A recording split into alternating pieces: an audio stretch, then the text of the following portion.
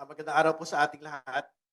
Sa darating pong Lunes, magsisimula po ang proceedings ng House Committee on Justice. So, nandito po kaming dalawa, ni Congressman Chua, bilang bahagi po ng committee ito.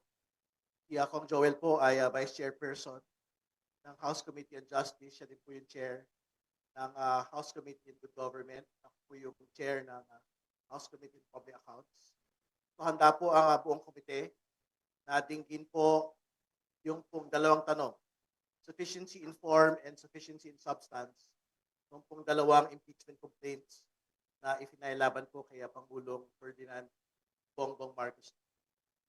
So magsisimula po yung pagdinig sa darating pong Lunes alas 10 ng umaga. So antabayanan po namin yung pong paglalahad ng mga complainants ng lahat ng kanila pong magiging batayan dito po sa pagsasampa ng kaso laban kay Pangulong Marcos. So yun po yung una. Pangalawa, patungkol po doon sa Supreme Court decision relating to the impeachment of Vice President Sara Duterte. Katulad po ng binabanggit ng amin pong Speaker Faustino Bogie III, ginagalang po namin ang desisyon ng Korte Suprema sa usapin po na ito. Pero linilinaw din po namin na pagdating po ng February 6, handa po ang Kongreso na tanggapin at dinggin ang lahat po ng mga bagong mga complaints laban kay Vice President Sara Duterte. Mahalaga din po nga maglinaw tayo doon sa ilang bahagi ng desisyon po ng Korte Suprema.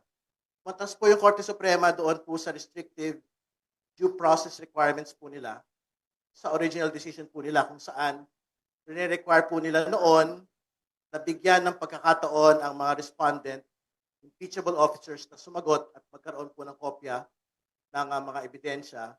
Wala na po ito ngayon sa resolution po ng motion for reconsideration. Ang requirement na lang po ng Korte Suprema ay una, lahat po ng mga House members nasasali sa isang impeachment complaint under the express route ay dapat may kopya ng draft impeachment complaint at lahat po ng mga kalakip ebidensya.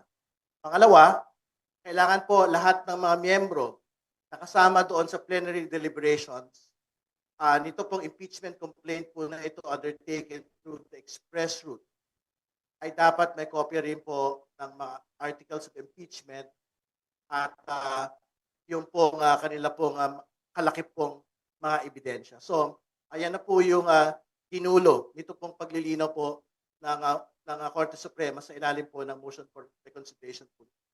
Pero iginigit po ng Kongreso ang meron pong exclusive power sa impeachment initiation ay hindi po ang Korte Suprema, kundi ang House of Representatives po mismo sa ilalim ng 1987 Constitution. So despite the motion for reconsideration, we will insist on it. We will implement the exclusive power of the House. Irrespective of whoever it is, whether it is the President, whether it is the Vice President, whichever impeachable officer it is.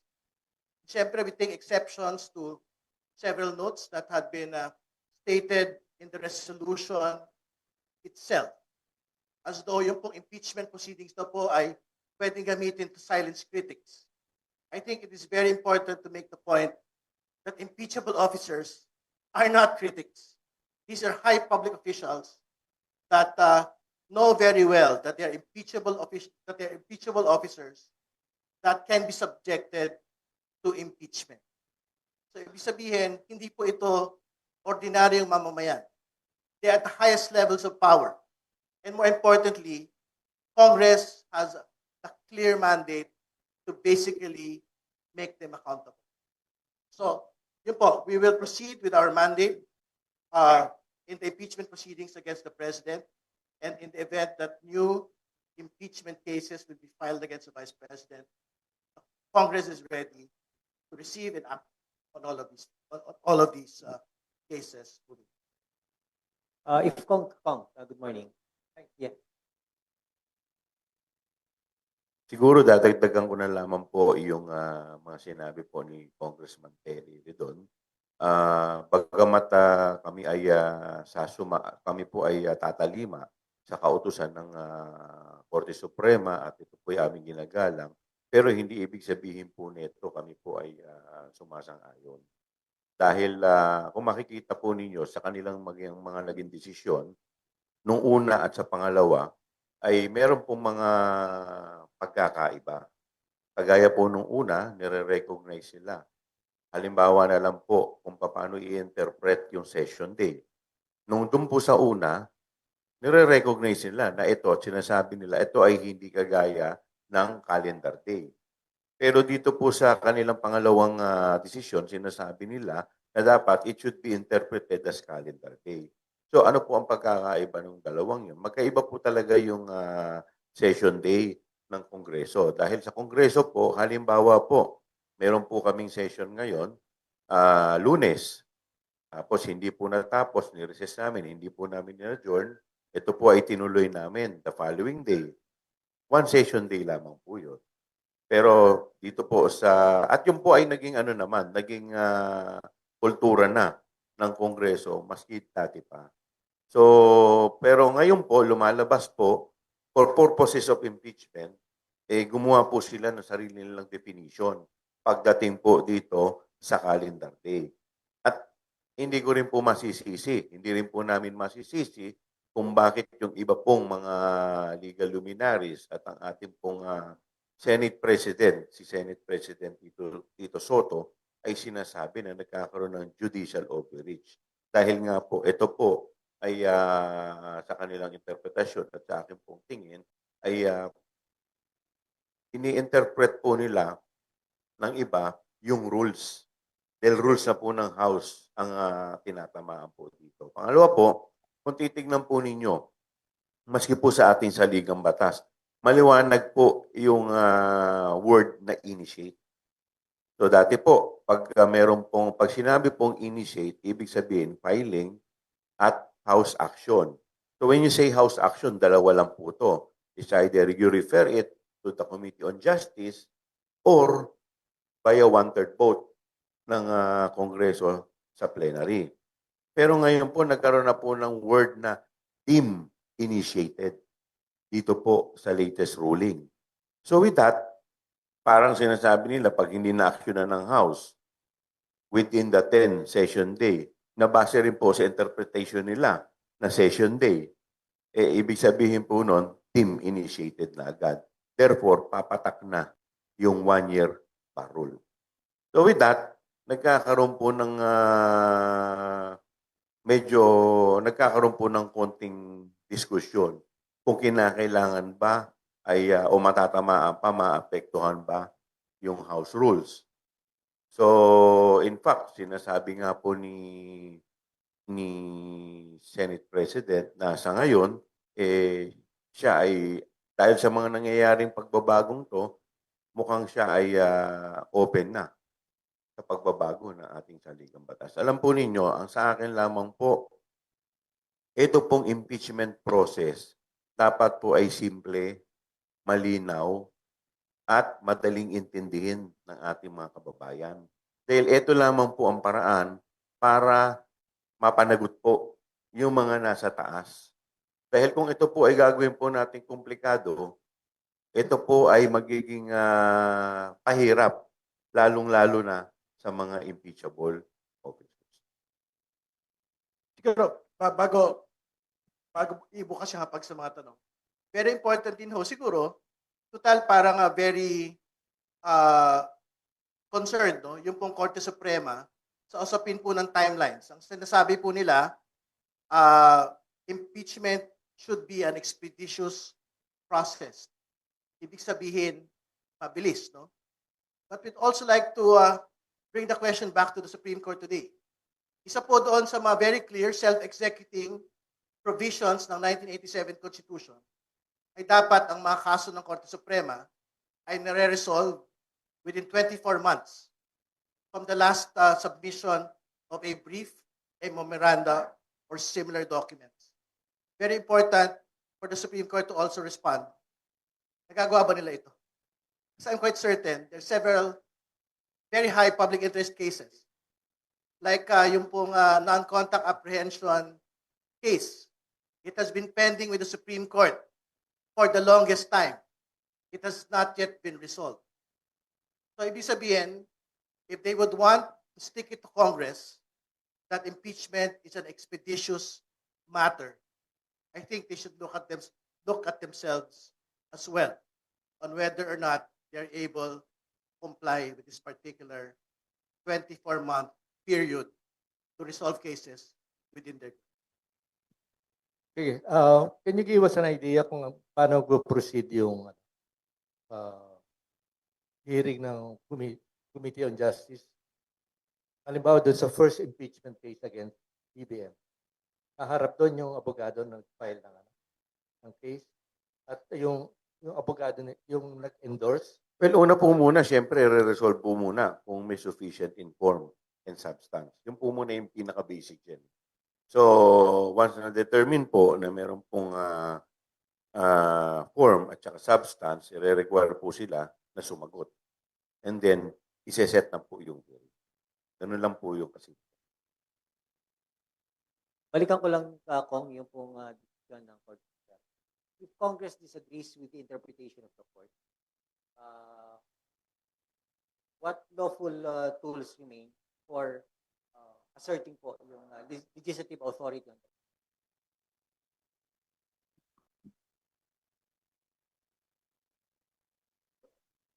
I think tuloy lang naman ho yung pagpapatupad noong pong rules of impeachment ng Kongreso. So we will have to look at the impeachment rules again. But not because the Supreme Court told us to do it. But ano pa ho ba yung mga pwedeng maidagdag para talaga hong sumalubong doon sa mga ilang mga demands relating to a due process. Pero it is ultimately Congress that will get to decide it. No one else. So we will implement it in the President's impeachment proceeding, and in a future Vice President impeachment proceeding, we will still implement it. So, sabihin, yung optionality na binibigay po ng Korte Suprema, sabi sila ron, na parang ito yung mga proposals namin sa inyo, pwede nyo po itong gawin, pero hindi nyo ito kailangang sundin. So, this will of course be considered moving forward, particularly pag ang pinag-usapan na ho natin yung express route going to the Senate. Kasi ang totoo naman po, ito pong the President's impeachment by next week, ito po yung first mode, which is basically just referral to the House Committee on Justice. Irrelevant po yung Supreme Court decision dito po sa bagay po na ito. So, katulad na binanggit po ni Congressman Joel kanina, yun nga, on the first day, there will be a determination of sufficiency form. So kung tama ho ba yung pong pagkakalatag, pagkakasubmit nito pong mga impeachment complaints po. Parang yung first complaint, sabi na marami, insufficient in form. Ilang pahina lang yun, parang walang attached na evidence. Wala pa po kasi kaming kopya. So, titingnan po natin. Pero, actually, yung sufficiency in form, madali lang naman po yun dahil titingnan mo lang naman kung verified. Tapos, kung may endorsement ng congressman. So, siguro mas magkakatalo-talo dyan dun sa sa substance. Kung papasok po yung kanilang mga allegation based doon sa grounds na nakasaad po sa ating saligang batas para po maging impeachable para maging grounds for impeachment official. Pero pwede naman natin pag-usapan, I think to a certain extent, yung pong ilang bahagi doon sa allegations, yung pong first impeachment complaint, yung inuna ho nila doon, yung pong arrest ni former President Rodrigo Duterte and pagdadala po sa kanya sa The Hague to face trial under the International Criminal Court. I think kailangan natin maglinaw po roon na ang ginawa po ng executive ay pag-implement po ng isang tratado sa pagitan ng Pilipinas at ng Interpol. So basically, ito po ay pagsunod doon sa kanya pong trabaho at mandato at prerogatives bilang bahagi po ng ehekutibo. So tingin ko wala akong impeachable offense sa ganyan pong bagay. It does not rise to what? A culpable violation of the Constitution. It does not rise to a betrayal of public trust. Kasi nga ho, pag-implement po ito ng aktual na tratado ng Interpol at ng Philippines. Pangalawa, binabanggit po yung unprogrammed appropriations. You have to be very clear that unprogrammed appropriations had been in the budget since 1989. 2 years after the 1987 Constitution, 3 years after EDSA. So, ibig sabihin, unprogrammed appropriations itself, I don't think the Supreme Court had ever stated that this is an unconstitutional provision in the national budget. So, I don't know how it would rise to a betrayal of public trust or a culpable violation of the Constitution. So, we will leave it to the complainants to make their case by next week. Meron pa yatang drug addiction doon. Dadagdagan ko lang po Di ba? yung sinabi ni Congressman Terry Ridon. Pagdating po sa una, tayo po ay, ito po kasing Interpol na kung saan tayo po ay signatory dito. Ito rin po yung ginagamit natin pag meron din tayong hinahabol sa ibang bansa. Kaya tama po si Congressman Terry na ito po ay pagsunod lamang sa warrant na inilabas, hindi naman po ng korte dito sa atin. Pagkus korte po, international court po yung naglabas po niyan, hindi naman po ang bansa natin. Pagdating naman dun po sa unprogram, I think ang kino-question nila dun ay hindi pagbito. Yung hindi daw pagbito ng presidente. Ang pagbito po ay prerogative po yan ng presidente. Hindi po natin dapat i-impose kung ano ang ibibito niya at kung ano ang hindi niya ibibito. At hindi naman po masama kung may mga items siya na hindi binito na sa tingin po nung iba, dapat ay ibito. So ano yung likelihood madyadyang itong first impeachment complaint? Dalawa pa lang naman po yung diniscuss ni Congressman Terry. Meron pa pong iba doon. Kung hindi dahil sa sinabi ni Senate President Soto yung idea, charter change, para once and for all, masettle yung issue na ito, ano yung chance na maisakatuparan ito or will it be too risky at ganitong idea? Apo. Alam po ninyo, yung konstitusyon po natin, more than 30 years na, almost 40 years na 1987 pa po to at marami na rin po nangyari. Marami rin po tayong nakita na medyo kakulangan o hindi pagkakatugma-tugma. Isa na lang po dyan, yung pagboto po ng House sa joint or separate. Naging usapin po yan. So, marami po nakikita po natin. Pangalawa, nakita rin po natin yung isang issue po dyan, yung anti-dynasty. So, at ngayon po, ito po yung sa akin pong pananaw, dinagdagan nila yung grounds for para mag-initiate po. So, dito po sa panibagong dahil nagdagdag po sila ng team initiated. So, sa akin pong pananaw, po pwede po itong baka napapanahon na rin para ito ay silipin. So, not in particular lamang dito sa impeachment, pagkus pati rin po sa ibang probinsya. By next week po, magtatapos yung 1-year bar rule sa impeachment case ng pangalawang Pangulo. Ang Pangulo po ay patuloy na naninigan, parang nilalayo yung sarili niya sa usapin. Rightly so. Pero yung ganitong postura, meron po ba itong impact, lalo na dun sa mga administration allied Congreso, for instance? Para nang sa ganon, kung sakaling may sakatuparan yung second impeachment, ay makapag-generate din ito ng support kagaya ng unang impeachment case na sinampalag ng pangalawang Pangulo. Well, again, ang impeachment po ay sole prerogative ng legislature. So, like what you had stated, rightfully so, dapat hindi po kasama yung pong executive po rito. And again, yung pong impeachment proceedings will always be based on facts. It will be based on evidence, and decisions relating to the impeachment will be based on the conscience of every House member. Di ba? So, irrelevant po kung ano ho yung instructions or views ng executive po sa bagay na ito. Kasi ultimately, ang pag-uusapan po, for example, sa anumang mga impeachment proceedings, ano po ba yung batayan? Culpable violation of the Constitution ba yan? Betrayal of public trust ba yan?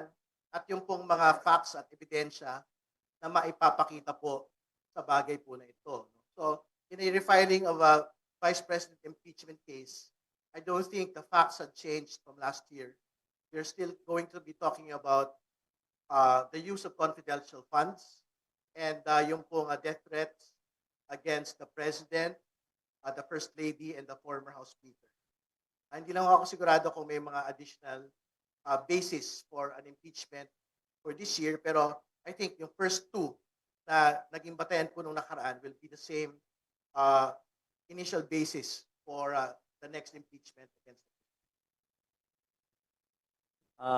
Kung mahigit isang taon po simula nang lumabas yung issue nila Merrick Piatos, etc. At yung mga aligasyon hinggil dun sa katiwalian na di umano ay nakomit ng pangalawang Pangulo.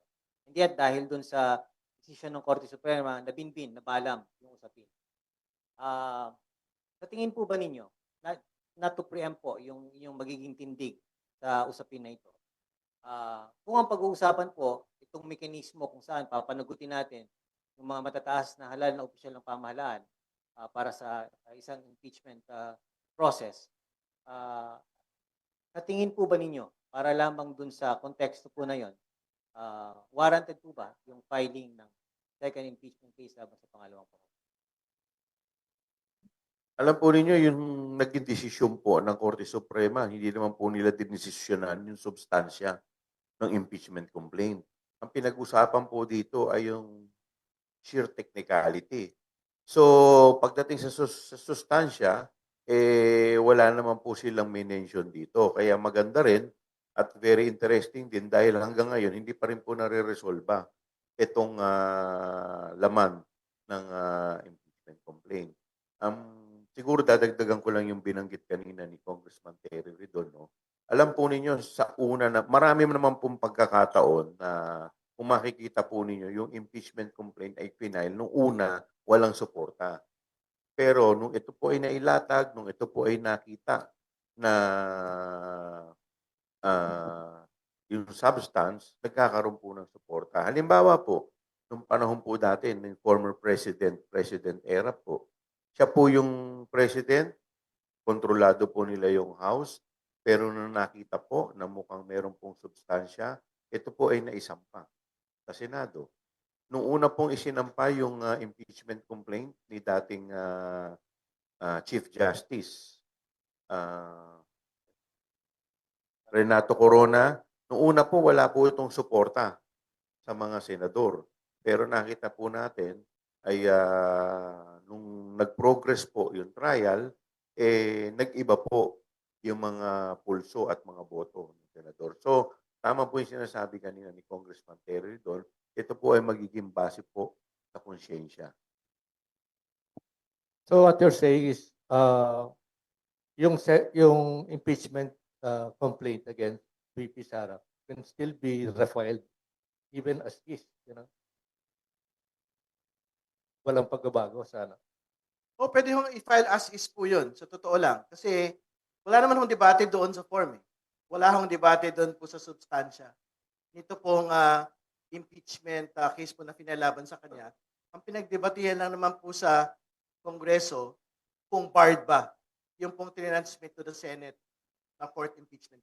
So, I think even as filed, we just have to, look at how the process will be this time. Kung will it go to the House Committee on Justice, or will they have the one-third House members support to do the express route to the Senate? Let's open the floor to questions. Sige.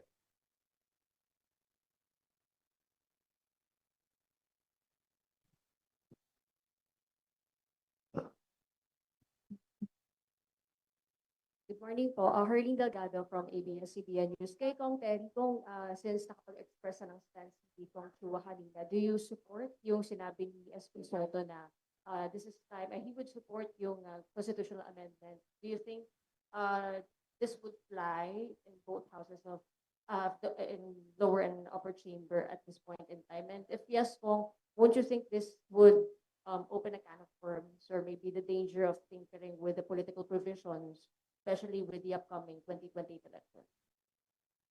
Well, I will support him only insofar as yung lament niya relating to the overreach of the judiciary into the legislature and to other branches of government.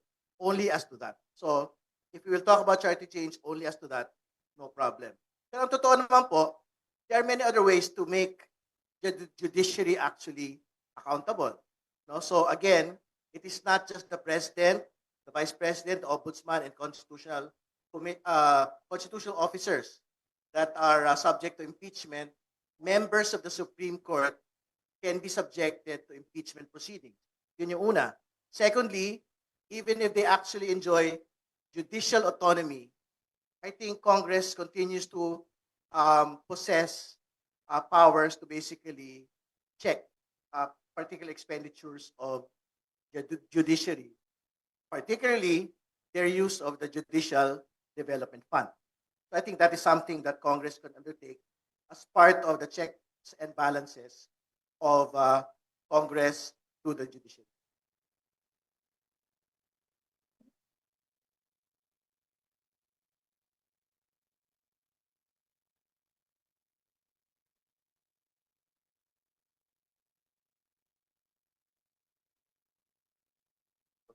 Okay, kung wala na, siguro you can approach any one of our guests for additional details siguro sa mga issues. At this point, we'd like to thank our guests for today.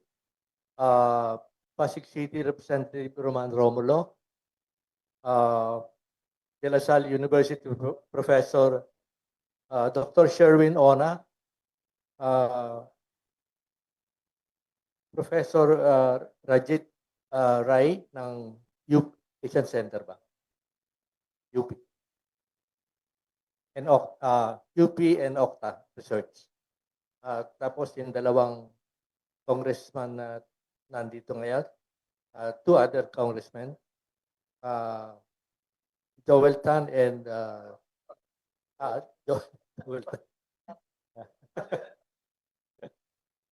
Joel Chua ng representing Quiapo and other district, the third district. Tapos si Congressman Terry Redon ng Bicol Saro Party List. Maraming salamat sa inyong pagdalo at maraming salamat din sa media na nagko-cover ito.